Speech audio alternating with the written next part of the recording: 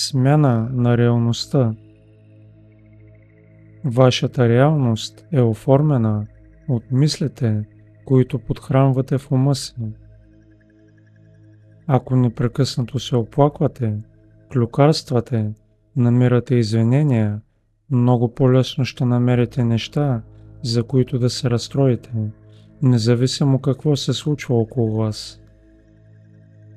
Но, ако се съсредоточите върху възможностите и нещата, за които сте благодарни, ще виждате повече от тези неща около вас. Тренирайте ума си да вижда доброто във всяка ситуация. Изисква се практика, но с времето това ще се превърне в много мощен начин да промените реалността си.